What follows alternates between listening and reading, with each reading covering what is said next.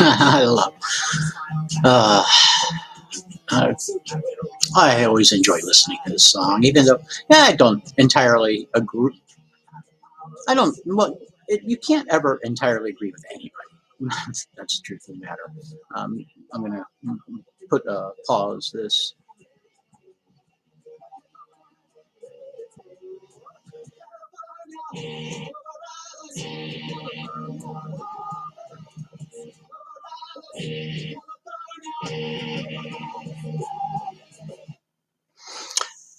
Like I said, I that's yeah, the Dead Kennedys album, Fresh Fruit for Rotting Vegetables, was a game changer for me. I mean, that album is branded in my brain, and it's not like I remember every single cut off of it or anything like that. But it's a feeling. It's a it's a manifesto. It's a sort of it's kind of purge of emotions, and always.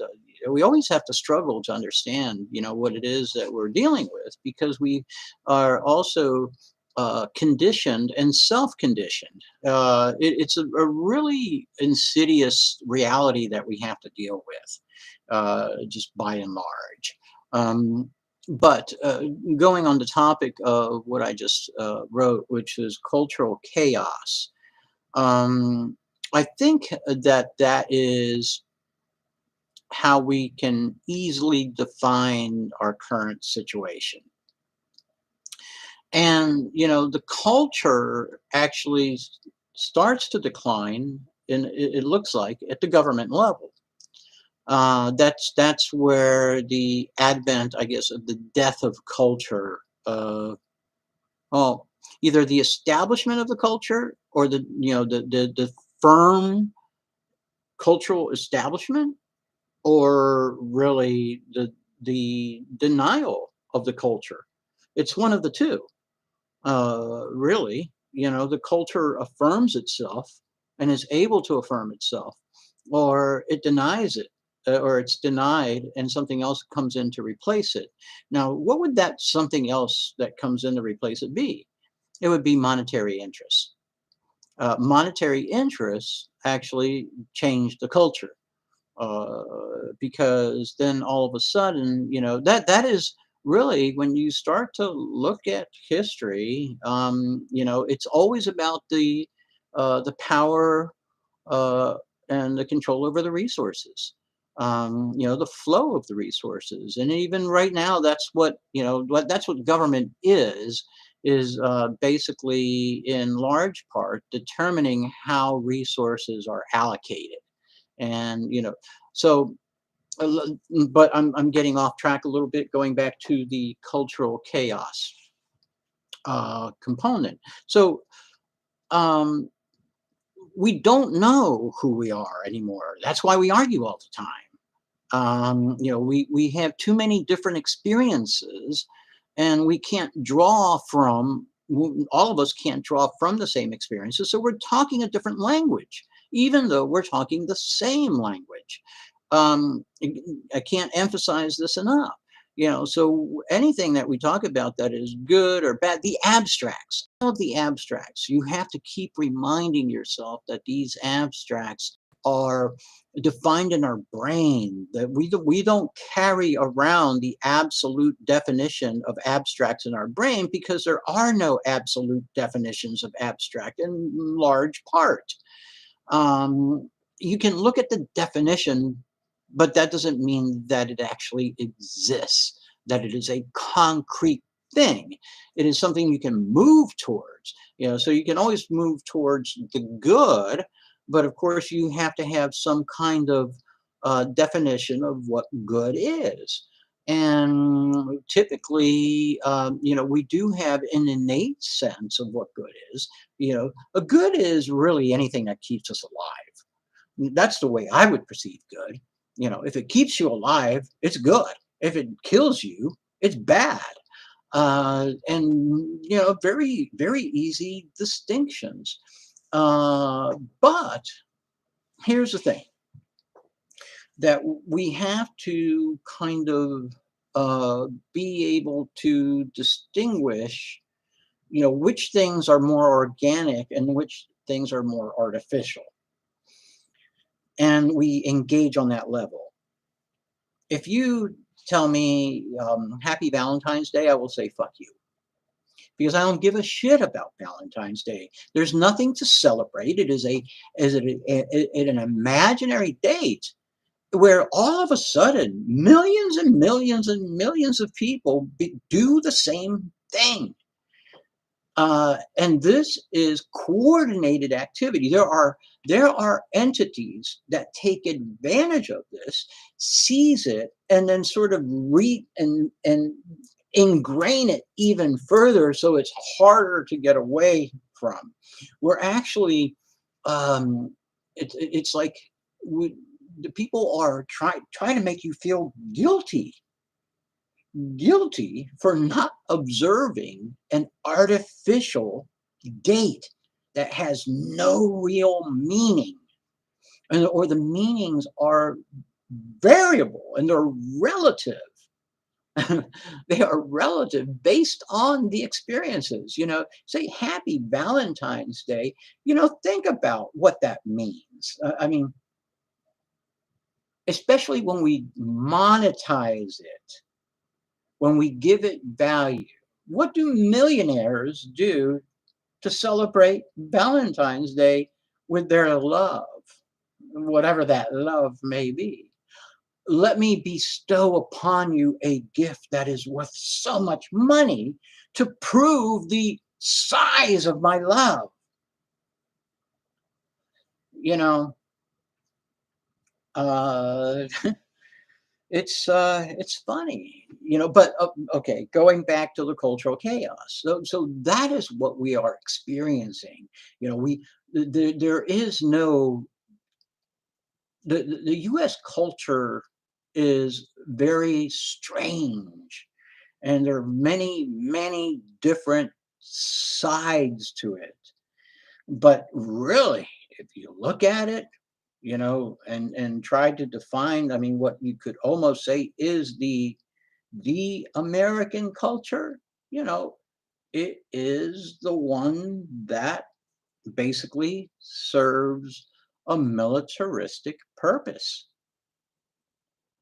That is the sort of the one size that sort of where a lot of people gather under that banner, you know, um, fear, fear of other cultures, fear of other powers.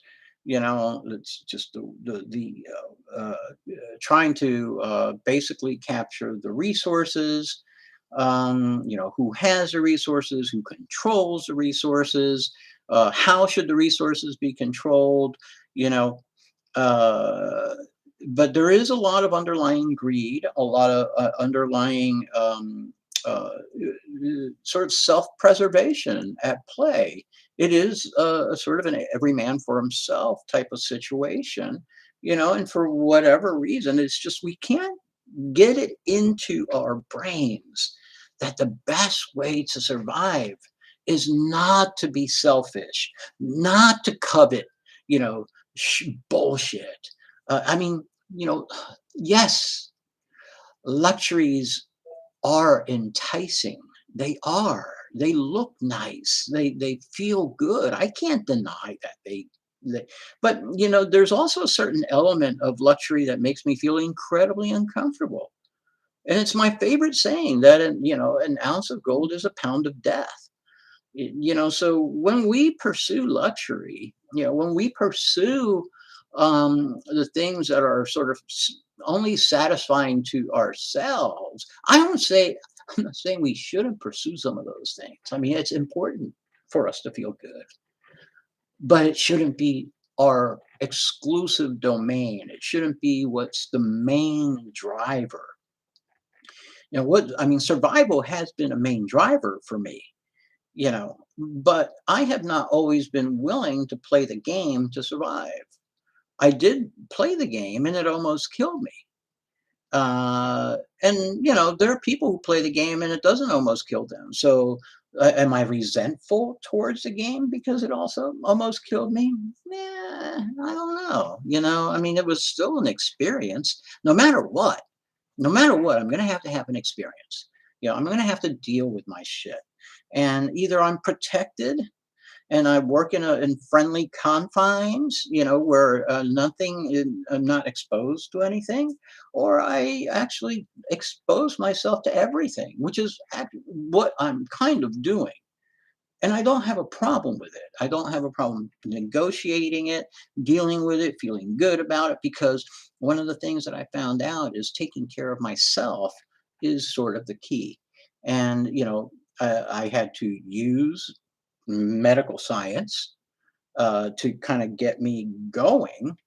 But there was a certain point where it kind of became more of just an internal type of thing that I process and I use and I do. There's not a lot of artificial mechanisms that I'm trying to use at this point in time. The one thing I like to do is smoke pot. Big deal. I smoke pot. Because everything else that I do, I like to write, I like to listen to music, I like to run, I like to eat, look at interesting ways or new ways or more sustainable ways to eat, and a greener way to be and to mobilize and to get around and to organize. There's all kinds of things that I can entertain myself with. You know. Um, I am not at a deficit when it comes to things that might interest me or things that I might be able to do. In fact, one of the things that I am starting to do that I'm excited about right now is I'm starting to play my bass guitar again, which is something I hadn't done in a long, long time. And not only that, but I'm actually treating it in a much different light. And I feel a lot better about how I'm sort of attacking the instrument and dealing with the sound. So it's really exciting, and I'm hoping I'm going to be able to share some of that in the near future. But uh, you know, I think that typically the story with empires has been, that as you expand, the culture cannot sustain itself and it implodes. And that's what we're in the process of seeing. I'm not incredibly optimistic based on everything that is happening right now. So we're just going to have to wait and see. But, well, again, I never wait. I mean, I'm always going to try to push in a direction that I feel I need to push in. So I'm definitely not in a wait and see mode. I'm more of in a wait and do mode, I suppose. Again, I'm always trying to think of better ways to say things, so kind of try to get through. But all these things have been said before. I keep running through them. I just read something on Instagram about Schopenhauer, who I never really read. But actually, now that I've read a little bit more about him, I find that I have a lot more in common with Schopenhauer than I have a lot other. And no, I mean, but Nietzsche as well. So Nietzsche and all of these thinkers, Karl Marx, there's a seed of truth or that an element that sort of captures a kernel of what is there.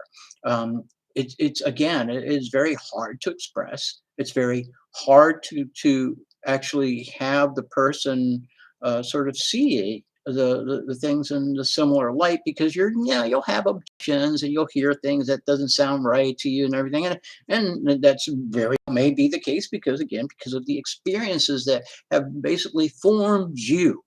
I have had a set of experiences that have formed me.